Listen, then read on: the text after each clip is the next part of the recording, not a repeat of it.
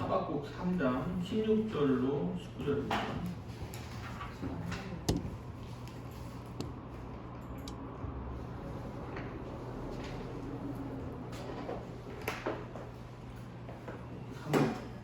구약성경 1305페이지, 구약성경 1305페이지 3장 16절로 19절까지 저와 여러분이 한 절씩 읽도록 하겠습니다. 내가 들었으므로 내 창자가 흔들렸고 그 목소리로 말미암아 내 입술이 떨렸도다. 우리가 우리를 치러 올라오는 환난 날을 내가 기다림으로 썩이는 것이 내 뼈에 들어왔으며 내 몸은 내 처소에서 떨리는도다. 비록 무화과나무가 무성하지 못하며 포도나무에 열매가 없으며 감람나무에 소출이 없으며 밭에 먹을 것이 없으며 우리에 양이 없으며 외양간에 소가 없을지라도 나는 여호와로 말미암아 즐거워하며 나의 구원의 하나님으로 말미암아 기뻐하리로다. 주 여호와는 나의 힘이시라. 나의 발을 사슴과 같게 하사 나를 나의 높은 곳으로 다니게 하시리로다. 이 노래는 주의 하신 사람을 위하여 내 수금에 갖춘 것이니라. 아멘. 여호와는 나의 힘이시라 하는 제목으로 말씀을 전하도록 하겠습니다. 우리는 지금 아직도 2년이 지났는데도 코로나와 힘겨운 전쟁을 치르고 있습니다. 대다수의 사람들이 백신을 맞았지만 확진자는 폭증하고 있고 그에 따라 사망자도 많아지고 있습니다. 우리 주위에서도 친한 사람, 아는 사람들이 하나둘씩 이렇게 코로나를 걸리고 격리를 하는 모습을 보면서 참 심상치가 않은 생각이 많이 듭니다.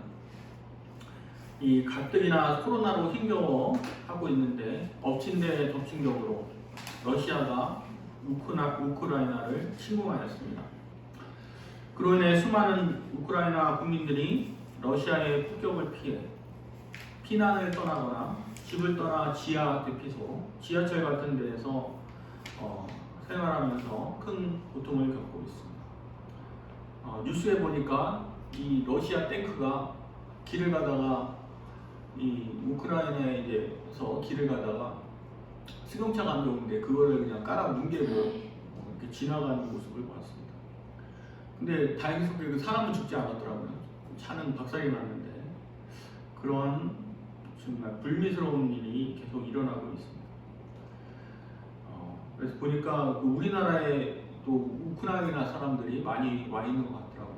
그 사람들이 모여가지고 기도를 하는 모습이 뉴스에 보도되고 있습니다. 러시아 종교를 그들은 믿고 있다고 합니다. 천주교랑 비슷하죠. 함께 모여서 기도하는 모습을 볼 수가 있는데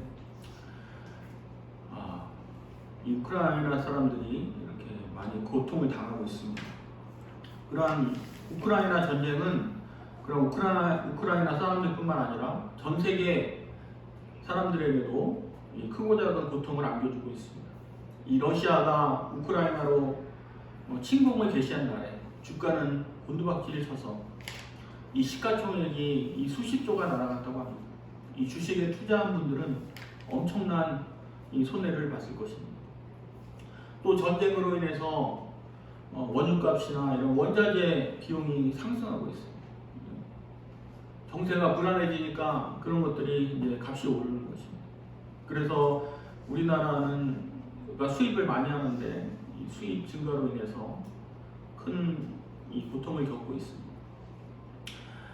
그리고 무엇보다도 이 우크라이나 국민들 다음으로 고통을 당하는 사람들인데 아마 이 대만 사람들이 아닐까, 대만 국민들일 것입니다.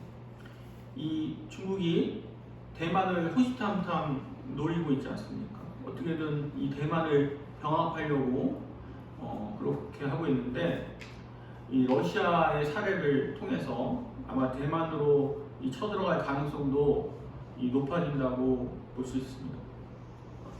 실제로 러시아가 이 우크라이나를 침공한 날에 이 중국도 대만 상공에 전투기를 띄우며 무력 시위를 벌였다고 합니다. 만약에 중국이 이 대만을 침공하는 날에는 우리나라도 또 그 이 동북아 정세도 크게 요동치고 큰 문제가 발생할 것입니다. 큰 타격이 우리나라에도 큰 타격이 될 것입니다. 우리는 이러한 상황을 보면서 왜 이러한 전쟁이 끊이지 않고 일어나는지 좀처럼 이해하기가 힘듭니다. 이렇게 이해하기 힘든 상황에서 우리가 어떻게 바라보아야 하는가, 이 시대를 어떻게 바라보아야 하고 어떻게 대처해야 나가는지 우리가 생각해 볼 필요가 있습니다.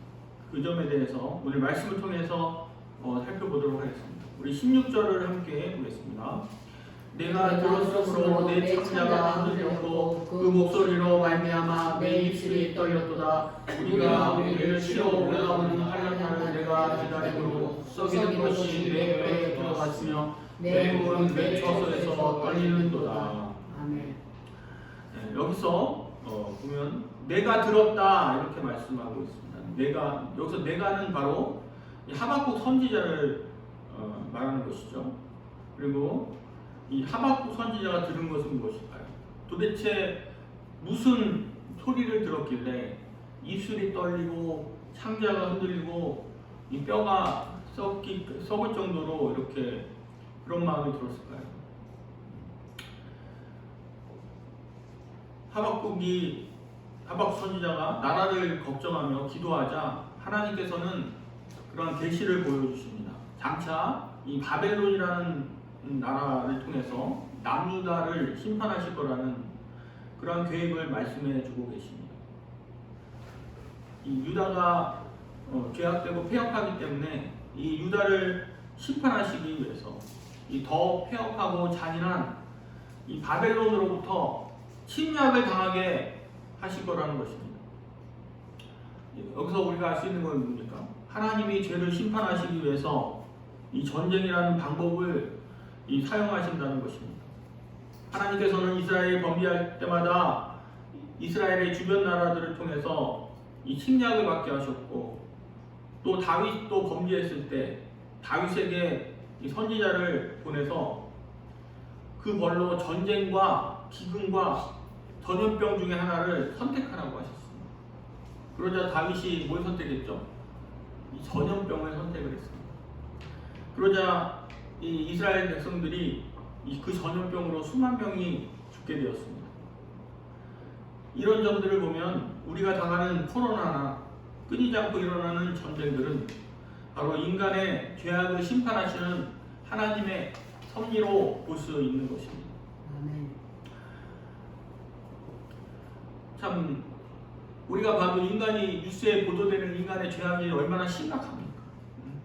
그러한 심각한 죄를 하나님께서는 다 보고 계시고 심판하시는데 그 중에 지금 다 이루어지고 있죠. 전쟁과 그 다음에 전염병과 또 뭐 있어요? 자연재해, 지진이나 또는 폭우나 그리고 폭설이나 뭐 이러한 자연재해를 통해서 하나님 일어나고 있는데 그것이 다 하나님의 섭리와 무관하지 않다는 것이죠.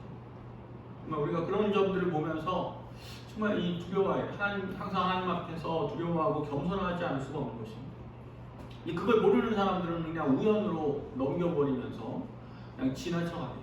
어떻게 하면 여기서 빠져나갈 궁리만 하고 있겠죠. 그러나 근본적으로 우리가 그러한 참 이 세 가지 중대 참 고난을 통해서 우리 인간들이 더욱더 겸손해지고 참 자신들을 돌아보는 이러한 일들을 우리가 해야 되는 것입니다. 우리 17절 말씀은 바벨론 침략의 결과로 나타나는 상황을 구체적으로 보여주고 있습니다. 우리 17절 말씀 한번 같이 보겠습니다. 비록 무화과 나무가 무성하지 못하며 포도나무에 열매가 없으며 감람나무에 소출이 없으며 밭에 먹을 것이 없으며 우리의 양이 없으며 외양간에 소가 없을지라도. 아멘. 지금 하박국이 묘사하고 있는 이 상황이 뭡니까? 이 쑥대밭이 된다는 거잖아요. 나라 전체가 이 바벨론의 침략을 받아서 약탈당하고 이 초토화되고 이 쑥대밭이 되는 것입니다.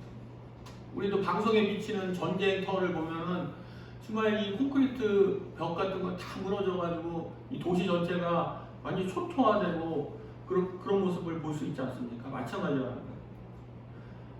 이 요에서에 보면 바벨론 군대를 이 메뚜기 떼로 비교하고 있어요. 메뚜기 떼. 여러분들 메뚜기 떼가 우리는 이제 익숙하지 않죠. 우리나라에는 뭐 그런 메뚜기 떼가 지나가진 않는데 중동에 보면은 이제 이 메뚜기 떼가 지나가요. 근데 메뚜기 떼가 지나가면은 다 쑥대밭이 되는 것입니다. 뭐 나만 하는 게 없어요. 나뭇잎, 뭐 곡식을 말할 것도 없고 나뭇잎이나 모든 것을 다 먹어 치워버리는 거죠. 이제 그 바벨론 군대를 메뚜기에 비유하는 이유가 뭐예요? 이 바벨론 군대가 그렇다는 것입니다. 인정사정 안 봐준다는 것이죠. 완전히 메뚜기 떼가 지나간 자리처럼 다 그냥 가져가고 약탈해가고 다 파괴하고 이 쑥대밭을 만들어버린다는 것입니다. 그러니까 이런 소식을 들은 거예요. 하나님 앞에. 이 불행한 심판의 소식을 들은 하박국은 어떻습니까? 까무러칠 정도로 놀라는 것이죠. 그리고 이러한 하나님의 심판은 정확히 30년 후에 그 성취가 되는데 정확히 30년 후에 성취되는 것을 볼 수가 있습니다. BC 586년이죠. BC 586년에 남유다가 바벨론에게 멸망하고 이 바벨론은 왕이나 귀족들이나 백성들 다 이 바벨론 땅으로 포로로 잡아갔습니다. 그리고 성전 기물도 다 약탈해가고 성전도 다 파괴하고 정말 폐허로 만들어버렸어요. 이스라엘 땅은 소수의 백성들만 남아서 황폐해지고 농사지을 사람이 없으니까 황폐해지고 그리고 거의 무주공산이 되어버렸습니다. 하나님, 이 하박국은 하나님으로부터 이 철저한 심판의 말씀을 듣고 하나님께 이의를 제기합니다. 하나님, 어떻게 이런 황당한 경우가 있습니까? 이 바벨론은 폐허 무도하고 잔인하게 짝이 없는 나라인데 남유다가 아무리 문제가 있다 이러서니 어떻게 그런 폐역한 자들을 통해서 심판하실 수가 있습니까? 이것은 아무리 선지자라고 하더라도 도저히 이해하고 납득하기 힘든 문제였던 것입니다. 자기네보다 이 유다보다 더 선하고 그래도 괜찮은 나라의 침략을 받아서 그랬다면 이해할 수가 있는데 바벨론은 정말 무시무시한 사람들이고 폐역무도한 사람이고 정말 악하기 짝이 없는 정말 끝판왕 바벨론이었어. 그런 나라가 우리를 심판하는 그 막대기로 사용된다는 것이 지금 이 하박국은 도저히 이해할 수가 없었던 것입니다. 그래서 하나님 앞에 그 고민을 얘기하는 거예요. 자기의 의심, 이해하기 힘든 점들을 잘 하나님 앞에 기도하고 있는 것입니다. 제자들도 보면은 이해 안 되는 것들, 납득 안 되는 것들 보면 예수님한테 찾아가서 질문하죠. 그래서 그런 식으로 이제 기도하는 것을 볼 수가 있어요. 우리도 참 기도할 때 이런 기도도 해야 될 필요가 있는 것입니다. 여러분, 우리가 살아가면서 납득 안 되는 것들, 이해 안 되는 것들 얼마나 기도할 게 많이 있습니까? 그런 점들도 우리가 기도해야 되는 것입니다. 그래서 하나님께서는 우리의 기도에 또 대답을 해주시는 것입니다. 정확히 이해할 수 있도록은 아니더라도 하여간 대답을 해주십니다. 그 대답이 무엇입니까? 그 유명한 대답입니다. 하나님의 말씀입니다. 의인은 그의 믿음으로 말미암아 살리라 이렇게 말씀하셔요. 이게 뭐냐면은 쉽게 말하면 그냥 믿으라는 것입니다. 하나님이 하시는 일이 이해가 안 되고 납득이 잘 안 되더라도 그냥 받아들이라는 것입니다. 나중에 또 알게 되는 것입니다. 나중에 알게 된다는 거예요. 지금은 이해하지 못해도 나중에는 충분히 이해하고 받아들일 수 있게 된다는 것입니다. 어린애한테 충분히 설명하기 어렵잖아요. 진짜 지식 능력이 떨어지는 여러 가지 면에 부족한 사람들에게 어떻게 좀 다 그냥 제대로 설명해 줄 수 있습니다. A부터 Z까지 다 설명해 줄 수가 없는 거 아니에요. 그냥 받아들여. 나중에 이해돼. 이렇게 말씀하시는 것입니다. 그냥 믿어. 이렇게 말씀하시는 것이죠. 우리 역시 이 세상을 살아가면서 이해하기 힘든 일들을 너무나 많이 만나게 되죠. 하나님이 이렇게 전쟁이 끊임없이 벌어집니다. 이렇게 악한 자들이 잘 되고 연약한 나라들을 괴롭힙니까? 이렇게 우리가 이런 상황들을 많이 보게 되지 않습니까? 그러나 우리가 믿어야 될 게 무엇입니까? 그 안에도 하나님의 섭리가 있다는 것입니다. 하나님의 선한 뜻이 있다는 것입니다. 하나님께서 합력해서 그 일을 통해서 하나님께 또 선한 뜻을 이루어 가신다는 것을 우리가 믿어야 하는 것입니다. 우리가 그러한 믿음이 있기 때문에 우리는 또 담대하게 살아갈 수 있는 것입니다. 그렇지 않고 그러한 믿음이 없다면 우리는 두려워할 수밖에 없어요. 우리는 매사에 걱정하고 염려하고 두려워할 수밖에 없는 것입니다. 두려움과 공포에 사로잡혀 살게 되는 것입니다. 우리가 믿음이 있다는 것은 정말 너무나 감사한 일이 아닐 수 없어요. 우리 이 세상에 일어나는 그러한 많은 일들을 통해서 정말 하나님의 선한 뜻이 있다는 것을 우리가 믿을 수 있지 않겠습니까? 믿음이라는 것은 우리가 다 이해하고 믿는 것이 아닙니다. 왜 악인이 잘 되는가? 악인이 연약한 사람들을 이렇게 힘들게 하고 죽게 하고 괴롭히는가? 그러나 우리는 그것을 통해서 그 안에도 하나님의 선한 뜻이 있다는 것, 합력해서 선을 이루어 가시는 하나님의 그런 섭리를 우리는 믿을 수가 있습니다. 왜냐하면 성경에 다 나와 있기 때문에 그렇습니다. 성경에 보면 그렇게 힘들고 어려운 순간에 지나놓고 보면 어때요? 하나님께서 선을 이루시는 경우가 얼마나 많이 있었습니까? 오늘날도 변함없이 되풀이 된다는 것입니다. 그것이 우리와 무관한 구약 역사가 신약 역사가 우리와 무관한 역사가 아닌 것입니다. 역사는 되풀이 된다는 말이 있어요. 역사는 되풀이 되는 것입니다. 하나님의 선한 뜻도 계속해서 우리 안에 되풀이 되고 있는 것입니다.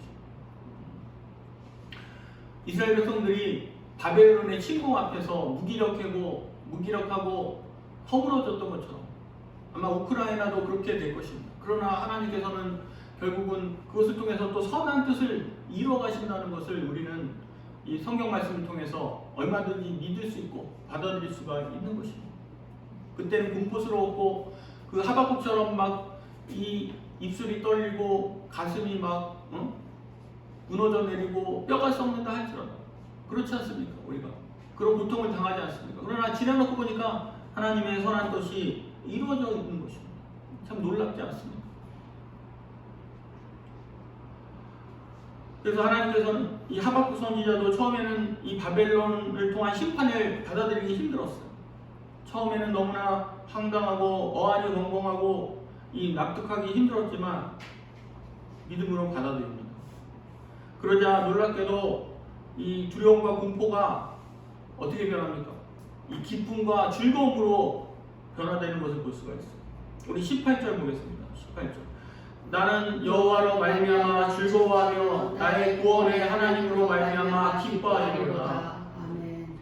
두려움과 공포가 뭘로 바뀝니까? 기쁨과 즐거움으로 바뀌어요. 어떻게 이렇게 바뀔 수가 있습니까? 하나님을 바라봤기 때문에. 하나님. 이 상황과 환경을 바라보니까 정말 두렵고 떨리고 힘들지만 이 눈을 들어서 하나님 바라보니까 기쁨이 살아나는 것입니다. 기쁨이 회복되는 것을 볼 수 있습니다. 왜 하나님 바라보니까 기쁘고 즐겁게 됩니까? 하나님께서는 이 구원의 하나님이시기 때문에 구원의 하나님으로 말미암아 기뻐한다, 이렇게 하박국 선지자가 고백하고 있는 것입니다. 잔혹한 바벨론을 보고 그런 안타까운 현실을, 이 유다의 무력한 상황을 보면 낙심할 수밖에 없어요. 그러나 구원의 하나님을 바라보니까 이 소망이 생기는 것입니다. 하나님께서 언젠가 구원해 주실 것을 믿음으로 바라보면서 기뻐하고 즐거워하는 것입니다. 믿음은 뭐다요? 바라는 것들의 실상인 것입니다. 주님의 말씀을 믿고 받아들이니까 기쁨과 즐거움이 회복되는 것을 볼 수가 있는 것입니다. 지금은 유다의 죄 때문에 심판하실 수밖에 없어요. 하나님께서 공의로우신 분이기 때문에 유다를 심판할 수밖에 없지만 이 죄 문제가 해결된다면 어떻게 하십니까? 구원하신다는 거죠. 다시 구원하시고 회복시키신다는 것입니다. 하나님께서 심판하시는 것은 뭡니까? 이 본심이 아닌 거예요. 그것이 영원토록 계속되는 거에 결코 아니라는 것입니다. 때가 되면 다시 회복시키신다고 하나님께서 이 약속하고 계시는 것입니다. 우리나라, 이스라엘만 그런 것이 아니에요. 전 세계 역사를 보면 또 비슷하지 않습니까? 하나님께서는 전 세계 역사도 하나님이 다 주관하고 계시는 거예요. 하나님께서는 우리나라를 엄청나게 심판하셨어요. 일본에게 망하게 하시고 36년 동안이나 고통을 받게 하셨습니다. 그리고 그것도 부족해가지고 6.25 전쟁까지 겪게 하셨습니다. 그로 인해 우리나라가 어떻게 됐습니까? 이 포도나무에 소출이 없고 그 하박국이 고백한 대로 우리나라도 완전히 이 메뚜기 때가 지나간 것처럼 쑥대밭이 되지 않았습니까? 초토화가 되어버렸어요. 더 망할래야 망할 수 없을 정도로 완전히 망했습니다. 그래서 미국의 어떤 장군은 그랬잖아요. 우리나라가 향후 100년 동안은 일어나기 힘들 것이다. 이럴 정도로, 이렇게 말할 정도로 우리나라는 완전히 망한 것입니다. 왜 그렇게 됐습니까? 이게 하나님께서 우리를 죄를 심판하신 거 아니겠습니까? 심판하신 것이죠. 너무 조선 말에 너무 타락해가지고 하나님께서 이 일본이라는 바벨론 같은 일본을 통해서 우리나라를 심판하신 것입니다. 그래서 완전히 망하게 하셨어요. 그런데 그런 와중에서 놀랍게도 하나님께서는 긍휼을 베푸시지 않았어요. 하나님께서 그 심판 중에 긍휼을 베푸신 일을 우리가 경험하였습니다. 하나님께서는 6.25 전쟁에서 살아남게 하시고 그래도 대한민국을 보존하게 해주셨어요. 그리고 그뿐만 아니라 이 경제적으로도 후에 엄청나게 부흥해서 발전하게 하셨고 교회도 부흥해서 이 세계 선교를 하는 그러한 나라가 되게 하신 것입니다. 마찬가지로 하나님께서는 지금 러시아나 이 우크라이나나 그 주변 나라들의 죄를 심판하시기 위해서 이 전쟁으로 몰아넣고 계신다고 볼 수가 있습니다. 그러나 우리가 믿어야 될 게 무엇입니까? 하나님께서는 앞으로 구원의 손길을 베풀어 주시고 반드시 회복시켜 주실 줄 믿습니다. 그것을 믿으시기 바랍니다. 지금은 비록 우크라이나 사람들이나 그 주변 사람들이 다 고통스러워하고 힘들어하지만 그 속에 하나님의 선한 뜻이 흐르고 있는 것입니다. 하나님께서는 반드시 우크라이나를 회복시켜 주실 줄 믿습니다. 주님께서 남유다를 어떻게 구원하시고 회복하십니까? 앞에 8절로 15절을 보면 전사가 되어서 맹렬히 싸우시는 모습이 묘사되어 있습니다. 주님께서 이 전사로서 맹렬히 싸우시는 모습이 나타나 있는데 8절을 함께 보겠습니다. 주께서 말을 타시며 구원의 병거를 모시오니 모시오니 강들을 분이 여기심이니까 강들을 노여하심이니까 바다를 향하여 성내심이니까. 보면 8절을 보면 주께서 말을 타시며 구원의 병거를 모시오니, 그러니까 말 타고 병거 타고 싸우신다는 그런 얘기예요.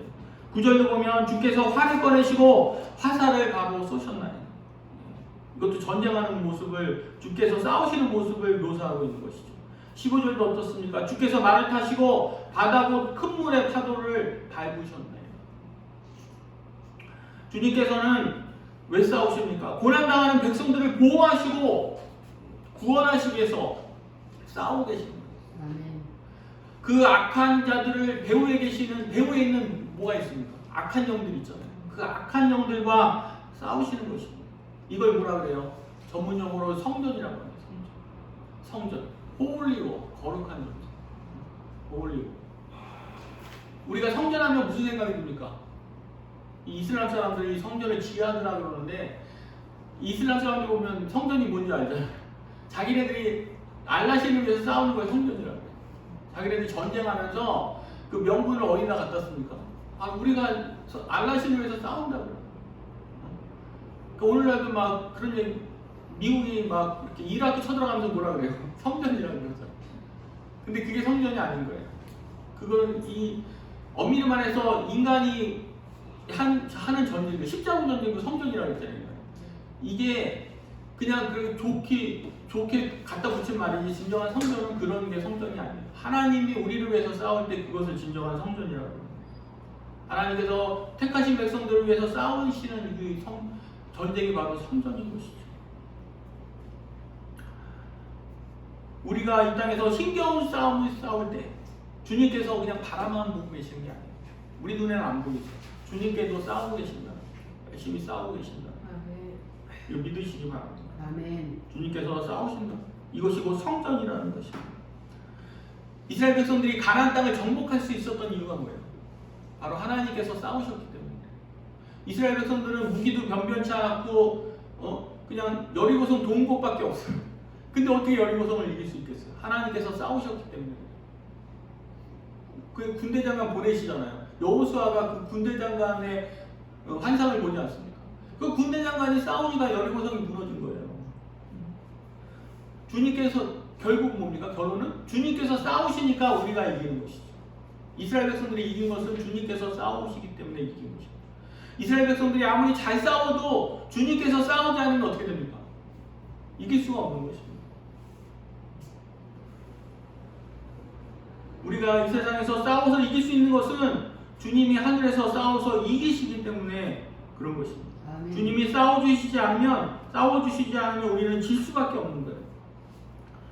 주께서 이스라엘 백성들을 이렇게 싸우셨어요. 그 결과가 이스라엘 백성들을 위해서 싸우셨기 때문에 그 결과가 어떤지 아십니까?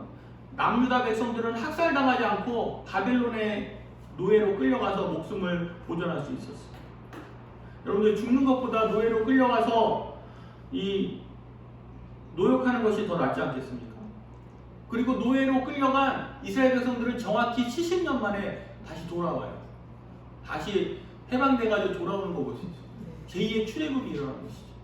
여러분들 출애굽이 어떻게 일어났어요?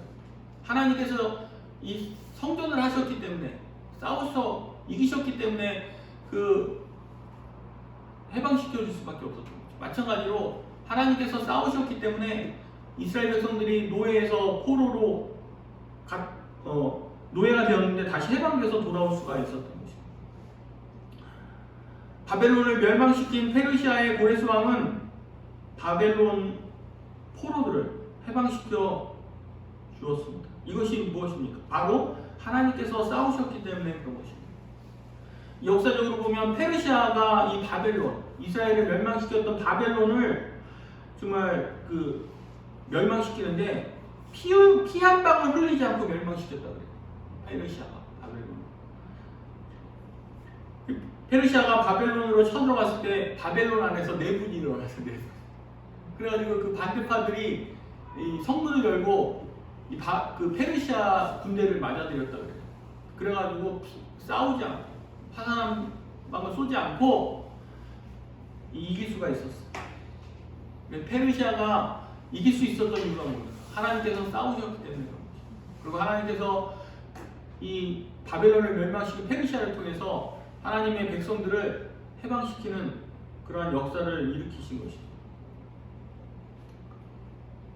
여러분들 우리가 역사적으로 보면 또 이 히틀러나 일제나 얼마나 그들이 잘 나갔습니까? 처음에 기세 등등하게 막 세계를 막 다 먹을 것 같이 그렇게 파워풀하지 않았습니까? 그러나 그들이 결국 어떻게 됐어요? 그들이 전쟁에 지고 망해버리잖아요. 왜 그렇게 됐습니까?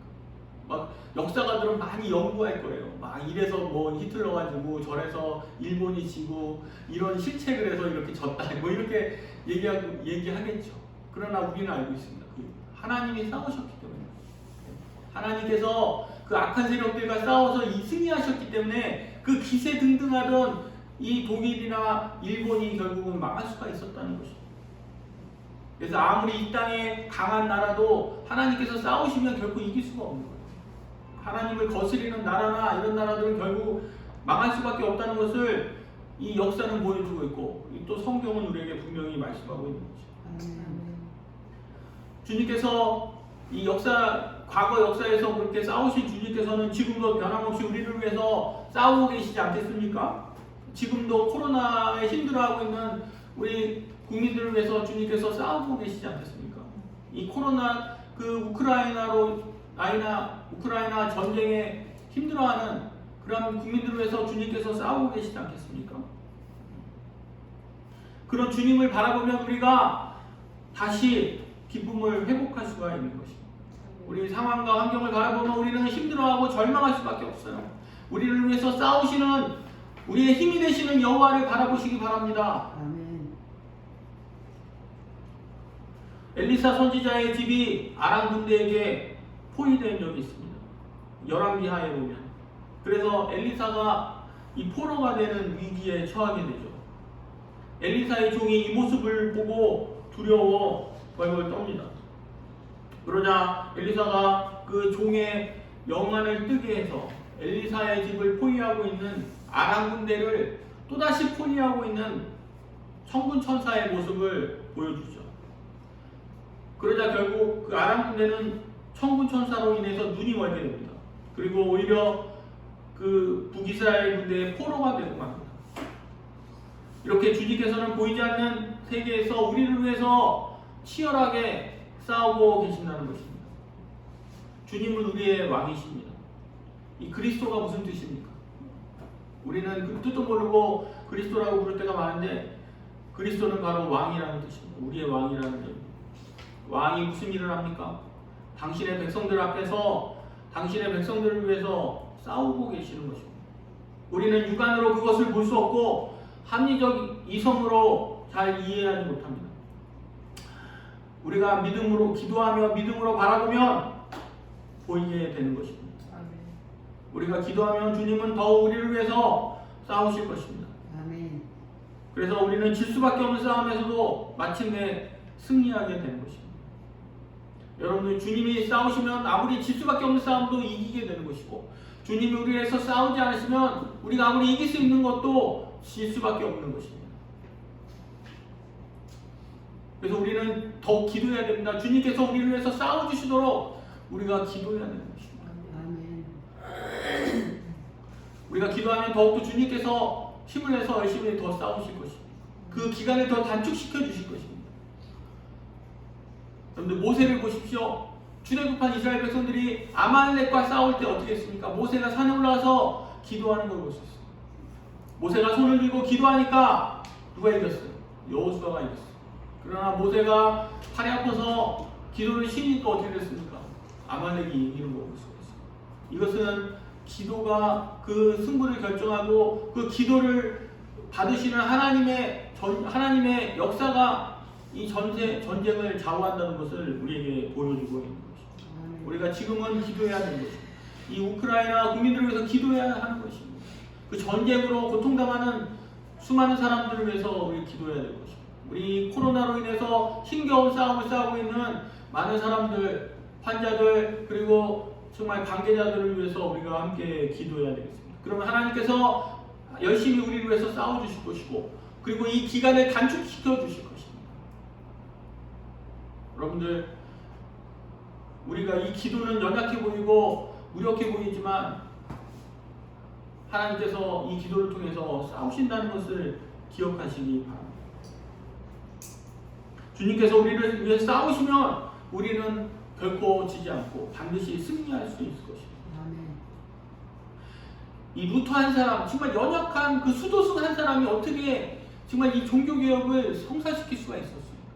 그것은 그 사람이 강해서 그런 것이 아닙니다. 하나님께서 싸우셨기 때문에 가능한 것입니다. 하나님께서 싸우시면 한 사람의 힘으로도 얼마든지 싸워 이길 수가 있는 것입니다. 여러분들 자신의 연약함을 한탄하지 마시고 나는 너무나 아는 것이 부족하고 능력도 없고 부족하다고 정말 한탄만 하지 마시고 하나님께서 나를 위해서 싸우도록 내가 기도하고 더욱더 주님을 위해서 살 수 있기를 바랍니다. 아멘. 한 사람의 역할이 얼마나 중요합니까? 하나님께서 그 한 사람을 통해서 놀라운 역사를 이루어가십니다. 한 사람의 기도와 순종을 통해서 하나님께서 엄청난 이 변화를 일으키실 것입니다. 주님께서는 왜 우리를 고난의 장으로 밀어넣으십니까? 그리고 또 왜 우리를 구원하시기 위해서 싸우실까요? 우리 19절을 같이 보겠습니다. 19절. 주 여호와는 나의 힘이시라 나의 발을 사슴과 같게 하사 나를 나의 높은 곳으로 다니게 하시리로다. 우리를 사슴과 같이 날렵한 사람이 되도록 하시는 것입니다. 궁극적으로 이 고난을 통해서 사슴과 같이 날렵한 사람이 되도록 이렇게 하시는 것입니다. 하나님께서 우리를 정말 우리나라는 사슴과 같이 날렵한 나라가 되게 하시지 않았습니까? 우리 개인도 마찬가지죠. 하나님께서 그 고난을 받게 하시고 또 그 고난 속에서 우리를 위해서 우리가 승리하도록 이렇게 도우시는 이유가 결국은 우리가 이 사슴과 같이 날렵한 사람이 되도록 하시는 것입니다. 우리는 죄 때문에 너무나 둔하고 무기력한 삶을 삽니다. 하나님께서 고난이라는 메스를 통해 죄라는 암덩어리를 수술하시고 우리가 원기완성한 삶을 새로운 삶을 살 수 있도록 이렇게 하시는 것입니다. 이 C.S. 루이스라는 신학자는 우리에게 고난이 없으면 죄를 깨닫지 못한다 이렇게 말씀했습니다. 우리가 고난을 통해 죄를 수술받지 않는다면 우리는 결국 무기력한 삶을 살다가 허무하게 죽고 말 것입니다. 욥은 이렇게 고백했습니다. 그러나 내가 가는 길을 그가 아시나니 그가 나를 단련하신 후에는 내가 순금과 같이 되어 나오리라. 아멘. 우리가 고난의 과정을 많이 겪으면 겪을수록 우리는 더욱더 순도 높은 금이 되어가고 있는 것입니다.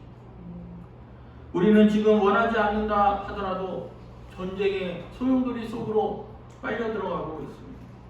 국제적인 전쟁도 있고 내 개인적인 전쟁에도 벌어지고 있습니다. 왜 이런 고난들이 끊이지 않고 계속되는지 우리가 다 이해하기 힘들고 받아들이기 힘들지만 분명한 것은 인간의 탐욕과 교만을 심판하시기 위한 하나님의 섭리가 있다는 것을 알아야 합니다. 하지만 또 한편으로는 그런 와중에도 우리를 불쌍히 여기시는 주님의 구원하심도 작동하고 있는 것입니다. 우리가 이러한 주님을 바라보면서 더욱 소망을 갖고 기도해야겠습니다. 힘들고 어려운 때일수록 더욱더 믿음으로 나아가며 승리하는 여러분들 되시기를 주님의 이름으로 축원합니다. 아멘. 네, 말씀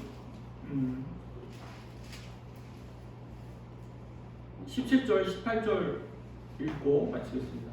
비록 무화과 나무가 무성하지 못하며 포도나무에 열매가 없으며 감람나무에 소출이 없으며 밭에 먹을 것이 없으며 우리의 양이 없으며 외양간에 소가 없을지라도 나는 여호와로 말미암아 즐거워하며 나의 구원의 하나님으로 말미암아 기뻐하리로다. 아멘. 기도하겠습니다.